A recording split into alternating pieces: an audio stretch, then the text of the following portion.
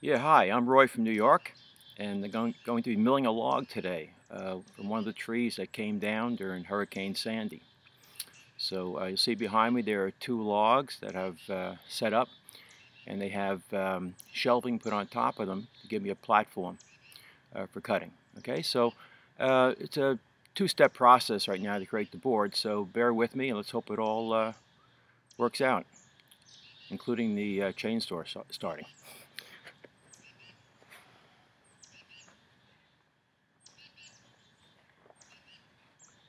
Okay, this is the chainsaw, and it's a Stihl MS 391 model.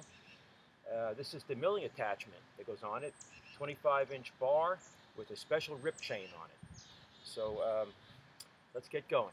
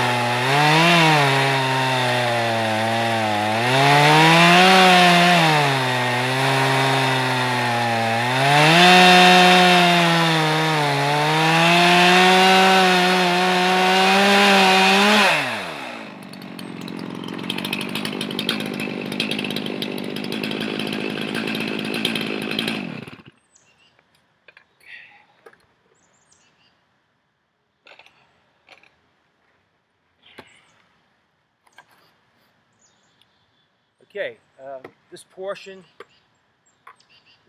of the log we discard. It's the top section. So let's toss that to the side. Now this is where we're going to create one of our boards. I'm going to make it a 2-inch board, and to do that I have to adjust my attachment here. And on this attachment there's a caliper, so I know when I have a 2-inch thick gap between the chain and the top of the board. So I'm going to bring this down now.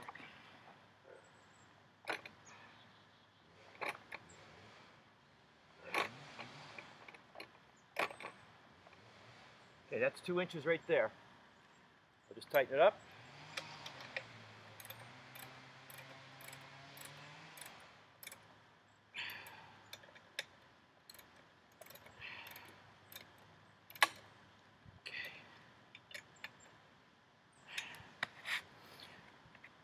Now I'll restart my saw and let's see if we get a 2-inch board out of this.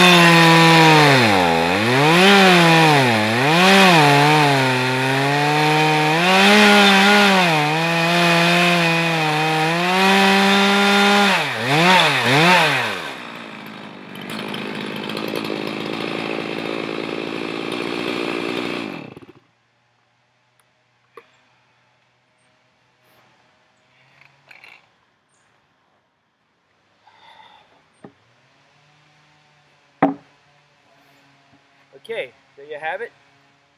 Makings of a oak plank.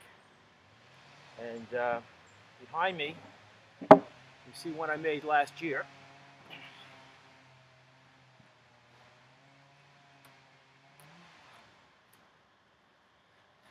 This came out of a 3-foot diameter tree. It had some larger boards. And it's been in storage for a year and a half. Actually out here in the woods,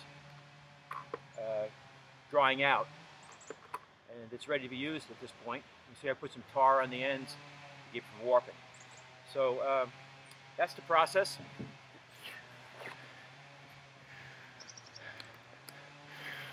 Okay, I hope that helps Al a bit and you get a kick out of it. It's certainly food for thought. Take care.